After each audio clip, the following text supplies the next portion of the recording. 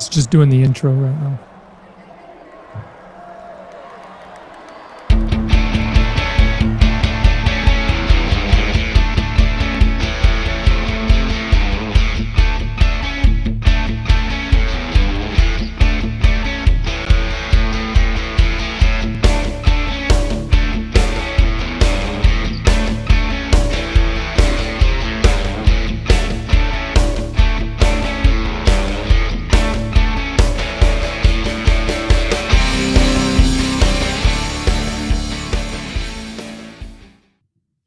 Welcome, everybody, to episode number 99 of the Daily BLP. I am your host, Bran Collins. Thanks so much for choosing to join us here today. I know you got a lot going on in your lives. Appreciate you taking a little time today or tomorrow or sometime down the road to check out what we're sharing today. Hey, like I said, today is episode number 99. We are one episode away from the century mark for the Daily Show. Kind of a big deal. It means we're sticking with it. So we make it to 3 digits. We'll probably make it to 4. So anyway, today is Tuesday, the 6th. So I've been 46 years old for 2 days now. My second working day being 46. I got to tell you, I feel pretty old, but that's okay. I got energy. A little update on what's going on with Panacea today. Today I had a presentation with a prospect up in the Green Bay area today. It was a fantastic meeting.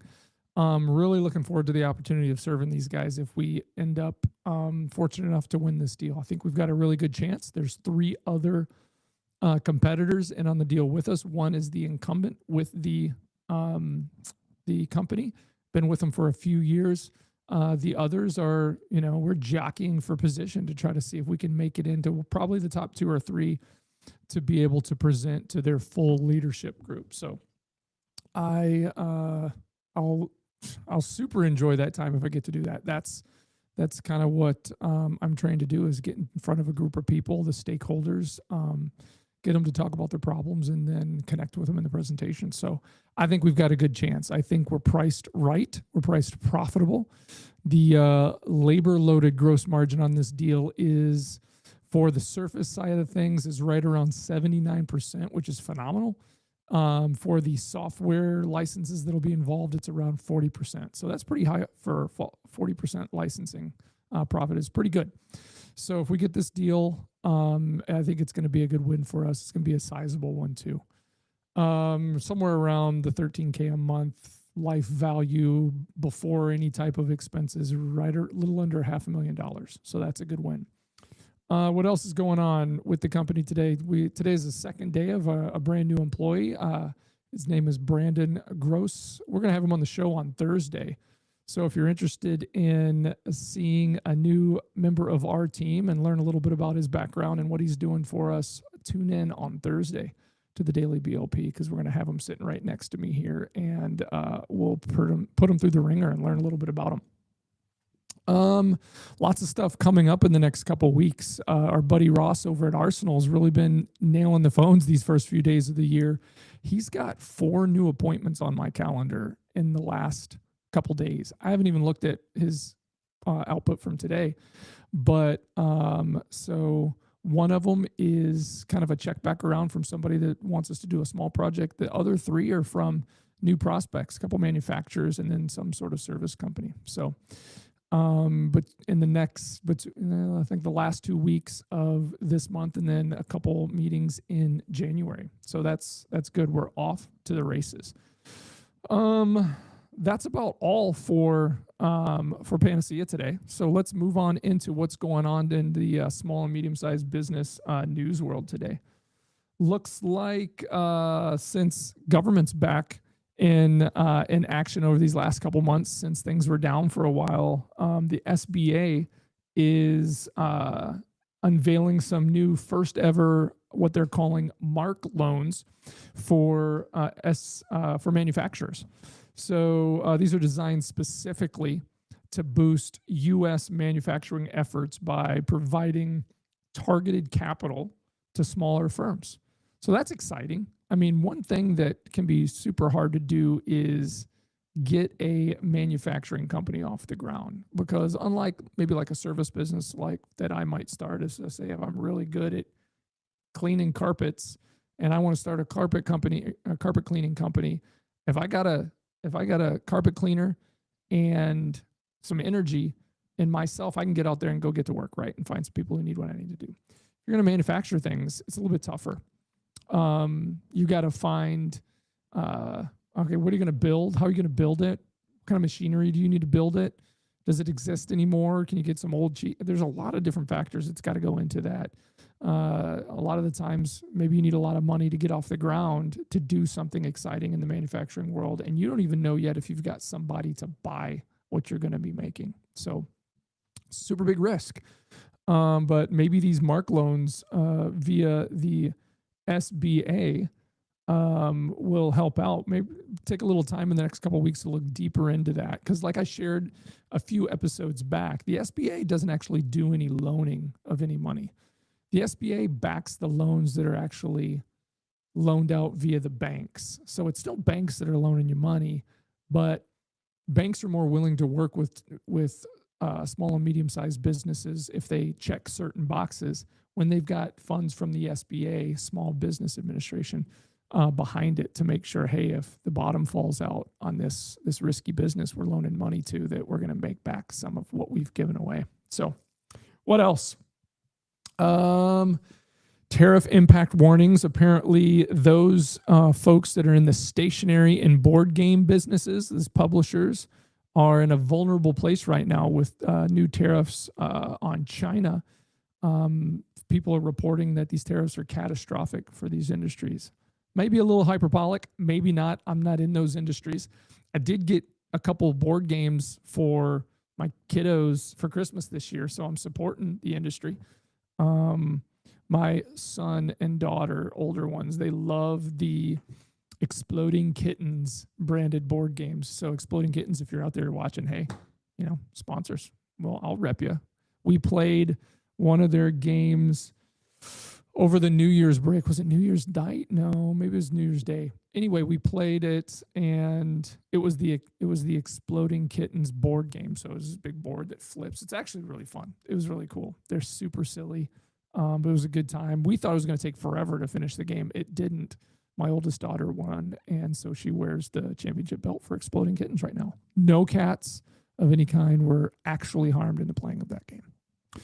Anyway, moving on, tax relief proposals. Current political proposals include a potential $50K tax break for new small businesses aimed at supporting a goal of 25 million new applications in the coming term. So, sounds like a big push to get people to apply for small business statuses by offering a $50,000 tax break. I might be interested to look into and see what the stipulations are of that tax break. $50,000 for a new business owner could do a lot to help them get things rolling. So maybe looking into that a little bit deeper would be a good subject for a show. Next on the list, fraud crackdown. Everybody knows about the fraud stuff going on with in certain parts of the country. That's probably happening all over the country. I'm just telling you. Federal authorities have suspended nearly 7,000 borrowers as part of a $400 million crackdown on fraudulent PPP. That's what I say, PPP, Triple P, and EIDL loans. So they're cracking down. If you're doing things wrong, they're going to find you. I'll find it, fix it. Over on the tech side of the news for SMBs, agentic AI transitions are happening. In 2026 marks a shift from simple chatbots to agentic AI, which executes full workflows in finance, HR, and purchasing to automate non-billable tasks. Very interesting. Vibe coding. I saw this one earlier today. This one piqued my interest a little bit. Do some coding, a little vibe happening. What's vibe coding? This new trend allows non-technical founders to build internal software tools and apps simply by describing their needs in natural language. I wonder if you could do it in unnatural language. What exactly is unnatural language? Would that be coding language? Non-natural language? I don't know. Anyway. Sounds pretty cool. Just talk into a microphone about ideas for an app. It's kind of like what you do with your buddies when you're sitting in the basement. Man, wouldn't it be cool? You're drinking a beer. We made an app that could do this. That would be totally sweet, right? Never know. More AI stuff. AI, SEO, and SMBs. This is interesting too. Take a listen to this. New tools are launching to help local businesses structure their website data specifically for AI answer engines like ChatGPT and Perplexity, rather than just traditional search engines. Okay. Hopefully my team, when they're editing this and getting the shorts ready, from this episode, they're going to catch on to what I'm saying here. We need to look into this. Guys, I'm talking to you, Gunjan, Manoj, Harshit, Nitin, Pankaj. You guys need to put your heads together. Maybe you need mine. I don't know. But we need to look into this because it's obviously already happening. It's still kind of, I would say, in the early adoption phase. We need to look into see what we can do to take advantage of that. Because people are looking up things. I'm leaning more towards the AI answers when I use Google than the other stuff, because the other stuff that just comes up is ads. If I'm not specifically looking for a product or a service and to click to their website, even some, I'm just looking like for a simple answer, you know? And if that answer says, this is what you're looking for, these people do it for me, maybe you should give them a call. That would be pretty nifty. All right, moving on. Operational and market news for SMBs. There's a retail shift going on. Apparel retailers are increasingly doubling down. Dumbing down. We do that too. Doubling down on private labels to combat supply chain costs and uncertainty. All right, so private label companies, potentially small to medium-sized businesses that are private label retail. We've interviewed those folks on our big show over the last couple of years. That makes sense. You know, if private labels are, creating their product, all onshore or all local, and they can get that to retail chains. Retail chains can push that forward and, have a win-win for the private label and or the retailer themselves. Maybe I'm way off base on that. Maybe I don't know what I'm talking about there. Leave me a comment. Let me know if I'm just dumb or if that makes sense. Rising health costs. Many SMBs are starting the year facing spiked health insurance premiums following the latest Affordable Care Act adjustments. I don't know about SMBs. I could check with Jamie on that because Jamie handles our insurance stuff for all of our employees, our policies. So she knows some of the 411 on that, but I know personally prices went through the roof. I mean, just for my wife and I, they 5x'd from last year to this year. I don't know why. Maybe somebody could help explain that to me too. I'm sure there's lots of reasons, and the real reason is probably a mix of all of them. Last but not least, the Silver Tsunami. Have you all heard of this? I don't know. This is the first time you're hearing about it. A wave of retiring business owners is leaving many local mainstream shops at the crossroads, leading to an increase in business closures or transitions in several states. So it sounds like, small town America, I live in small town America. Our business is in a small town in America. They're all over the place. America's just not the big glitzy lights cities like Chicago, New York, and LA. Small town America is spread all over across, and you can go to any one of these communities, and within a mile or two or entering the community, you're going to be downtown. There's usually a one main street, maybe 5, 6, 7, 8, 9, 10 blocks long, and maybe there's a couple streets off of that, but that's it. And it's all local businesses, coffee shops, retail shops, resell shops, attorneys, offices of all different kinds, and I can see that. If I'm a business owner and I opened a coffee shop 30 years ago when I was 40 and I'm now 70, it's getting time for me to pack it up maybe or sell or something. There's a shop in the town where I live that I just love. And because it's the only music store left in town. And whenever I need picks, because I'm constantly running out of guitar picks, or I'm just, I'm driving by, I got a couple minutes, I'll stop, see if they got any cool new guitar straps in. They don't typically carry the type of guitars that I like or the brands that I like. But they carry the ones they carry, I guarantee, for a reason, because they're quality but affordable. They have a ton of probably, high quality, not so affordable acoustics, because it's more of a folk music shop, but they got everything. They've got electrics, they've got some amps, and I'm more of an electric guy.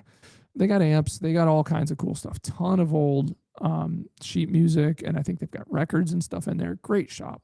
The owners, they're not spring chickens anymore.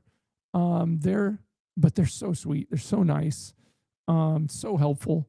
Like, I can remember a couple years ago when I was buying a headstock tuner, little things that clips on and you can tune, and it shows you, right on there on the headstock, super user friendly. I was getting a new one for my son because I was getting him a guitar for his birthday, and I had one picked out, and she's like, "Oh, that's great, but check this one out. It's only a couple bucks more, same brand. I know you like this brand, but this one you don't have to replace the batteries on. You can just charge it and it stays charged." I'm like, that's what they should have been like for the last 10 years. This technology isn't old. Super helpful. Or if I'm asking for something, they don't have it in stock or something, she pulls out a big old catalog and she flips it through and she's like, "Oh, we could get this, we could get that." So great place. I can't get that kind of service. I mean, I love using Big Sweetwater for stuff sometimes, or going to a big shop like Cream City Music in Milwaukee. I just bought my latest guitar from there. Love those places. But if you're a musician of any sort, super amateur like me or super professionals like somebody else, you need something local. You don't like to drive hours and hours, and that's a cool place. But I always think about, every time I go there, I wonder how much longer they're going to stick around. I don't want them to close up shop. I don't want to sell the business, someone to come in and totally change it and make it, not as friendly a place to be. But you never know. It could get better. Who knows? But those are the kind of things that we're talking about here, and there's shifts and that kind of things. I don't know I don't see it all happening at once. There, it ebbs and flows. It's not like all at one time in your downtowns of our small towns that all the shops that we love are going to close. But certain generations that move into business ownership and they get up there, eventually they're going to retire or sell, and those are either going to empty out or get replaced. So, yeah, they call it the Silver Tsunami. I see why too. They're making fun of people with silver hair. It's not nice. Actually, I don't care. You can see this. I'm going silver, not up here yet. I'm sure there's some pepper up there, salt and pepper up there, but yeah, especially on camera. Holy cow, that's scary. But yeah, that's the SMB news for today. So I think that's about all I've got for today, folks. We are running into right about the time we should be.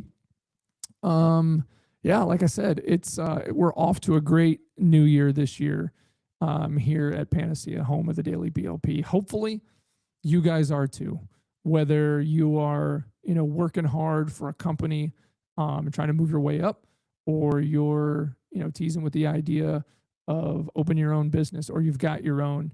Hopefully you're grinding right away. Don't take a break. Take a deep breath right now, but get right back to it. This is not a time to take your foot off the gas. January is the time to get your foot on the gas, put it to the floor, and go for it. I don't know that there is ever a good time to take your foot off the gas until you've gotten to the place where you want to get. And when you get there, pick a new place to go. Because if you don't, you're gonna stagnate. You're gonna stop growing, and that's basically, you might as well be dying. So, been a fun little show, episode 99 of the Daily BLP. Hope you guys are kicking butt and taking names. We'll see everybody tomorrow.